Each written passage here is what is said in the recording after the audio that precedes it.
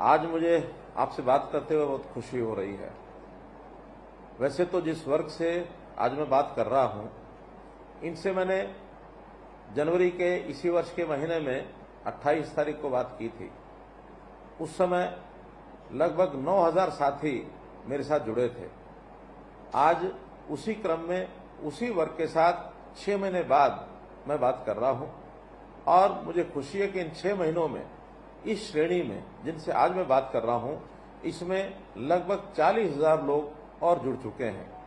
आज आपसे बात करते हुए मैं खुशी का इजहार इसलिए कर रहा हूं कि हमेशा जब भी कोई सरकार काम करती है तो उसको कभी सरकारी योजना कहा जाता है, कभी व्यवस्था में परिवर्तन की बात कहा जाता है, कभी अपने दायित्व की बात कही जाती है।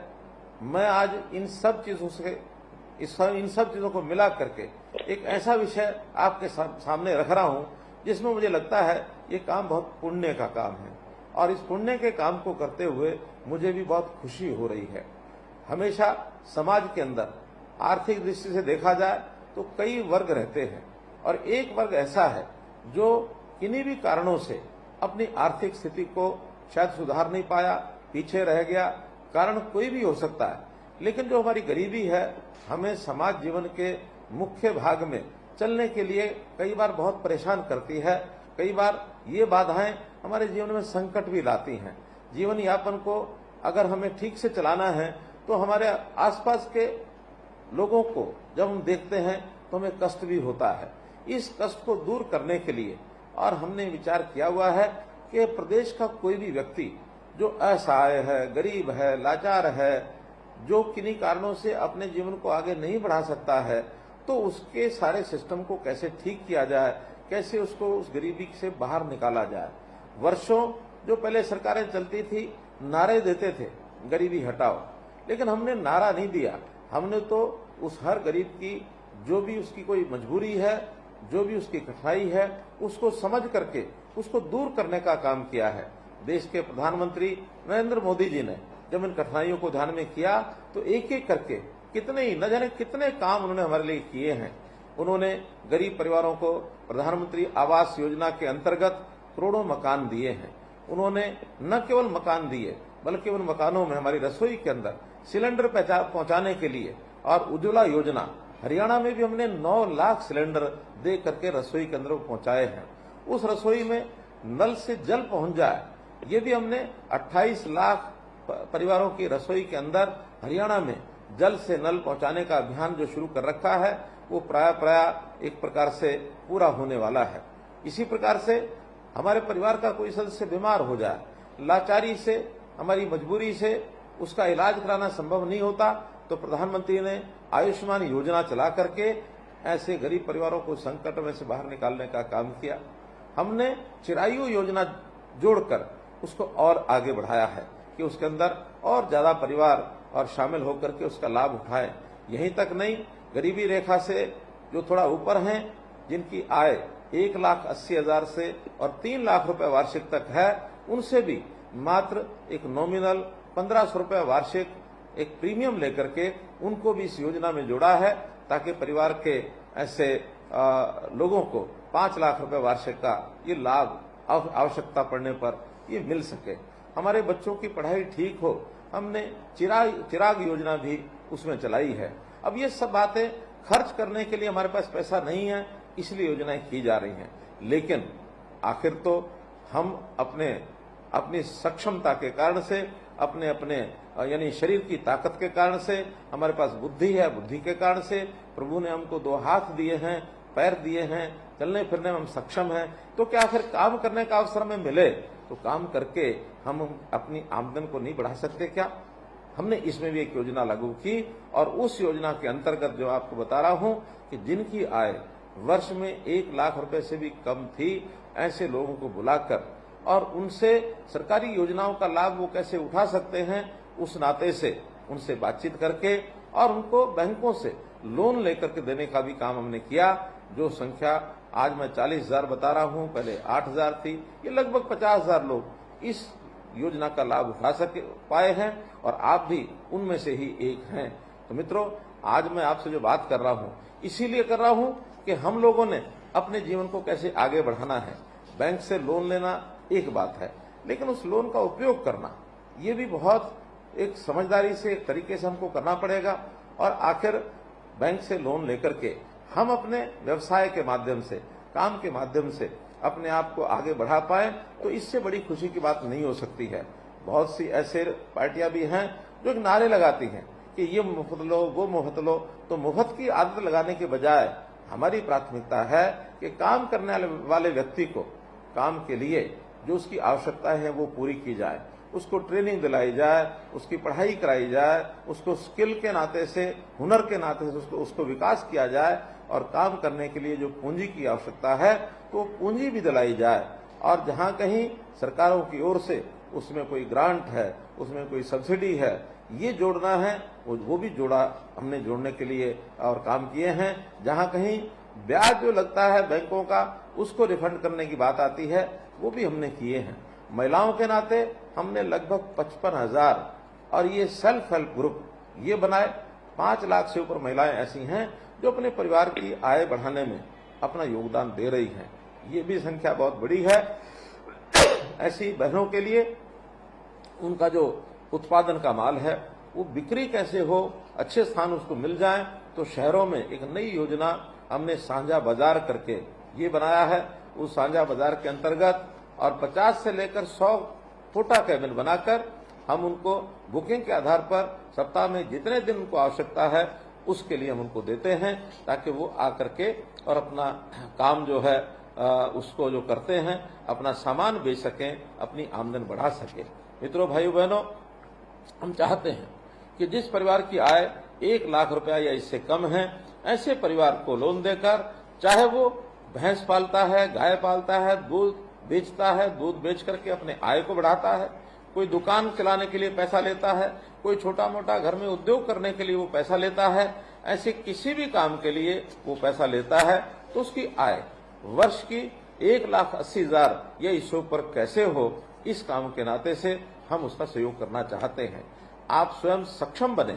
सक्षम बनने के बाद आपके परिवार, आपके बच्चे पढ़ लिख करके आपसे आगे बढ़ें। आखिर पिता वही आदर्श पिता जो अपने बेटे को अपने से आगे बढ़ाने के लिए और हमेशा प्रयत्न करता है। ऐसा हम अपने भविष्य में अपनी पीढ़ी को कैसे आगे बढ़ा सकें, उसको इस काम में हम प्रेरित करें, ताकि वो भी हमारे तरह लाचार न रहे। कहीं पढ़ लिख करके अगर सरकारी नौकरी के योग्य बनता है तो सरकारी नौकरी में जाए, यदि सरकारी नौकरी के योग्य नहीं है तो फिर अपना कोई निजी व्यवसाय करे, और या प्राइवेट नौकरी के लिए जाता है, प्राइवेट नौकरी में जाए। बहुत अवसर मिलते हैं। हम लोगों ने इन अवसरों में एक अवसर ऐसा भी जोड़ा है कि क्या गरीब के परिवार, उसका कोई नौजवान, हमारा मित्र, हमारा भाई, हमारा बेटा क्या विदेश जाने तक की भी सोच सकता है? हमने ये भी, यानी हमारा जो फॉरेन कोऑपरेशन डिपार्टमेंट है उसके माध्यम से एक ओवरसीज प्लेसमेंट सेल, इसका भी निर्माण किया है, ताकि जहां विदेश के अंदर ऐसे बहुत नौकरियां, बहुत व्यक्तियों की काम की आवश्यकता है, उनको ट्रेंड करके बाहर भेजा जाए, ताकि वो भी अपने परिवार की सपोर्ट कर सकें। ये काम भी हम करते हैं। हमने गरीब परिवारों में घर के अंदर राशन नहीं है, तो इसके लिए भी पिछली जनवरी के अंदर 12.5 लाख राशन कार्ड एक साथ बनाए हैं। और इन कामों को करने में हमको एक पोर्टल बहुत सुविधा दे रहा है, और वो है परिवार पहचान पत्र। परिवार पहचान पत्र के माध्यम से हम हर परिवार का डाटा अपने पास रखते हैं कि किस परिवार के अंदर कितने सदस्य हैं, कौन क्या कर सकता है, विद्यार्थी है अथवा काम करने वाला है अथवा बुजुर्ग है, बुजुर्गों की पेंशन वो उनको अपने आप मिल जाए, विद्यार्थी हैं उनकी पढ़ाई किस स्कूल में चल रही है, कैसी चल रही है, परिवार की आमदन कितनी है। इन सब बातों को इसीलिए ध्यान रखते हैं ताकि आगे बढ़ करके सरकार की योजनाओं का लाभ उन तक पहुंचा सकें। अभी तक क्या होता था, सरकार की योजनाएं प्रचारित की जाती थी, लेकिन लोग उसको लेने के लिए खिड़की तक पहुंच भी नहीं पाते थे। जो आदमी ताकतवर होता था, बलशाली होता था, दबंग होता था, वो आगे बढ़कर, चाहे वो पात्र न भी हो, तो भी स्कीमों का लाभ सबसे ज्यादा वो लेकर जाता था, क्योंकि सरकार के पास कोई आंकड़ा नहीं होता था। केवल एक जानकारी के आधार पर किसी भी प्रकार का अपना आय का सर्टिफिकेट बनवा लेता था, और आय सर्टिफिकेट बनवाने के बाद और वो पात्र न होते भी अपनी इस योजना का लाभ ले जाता था। वास्तव में जो पात्र था वो पात्र उन योजनाओं का लाभ उठा नहीं पाते थे और योजना का जो वास्तव में वास्तविक जो मर्म होता था वो पूरा होता नहीं था। तो हमने इसीलिए परिवार पहचान पत्र के माध्यम से ये सारे काम करने शुरू किए। और जो गरीब परिवार हैं, 1 लाख रुपए से कम की जिनकी आमदन है, उनको हमने अंत्योदय परिवार कहा और अंत्योदय परिवार के एक एक व्यक्ति को बुलाकर हमने कैंप्स लगाए।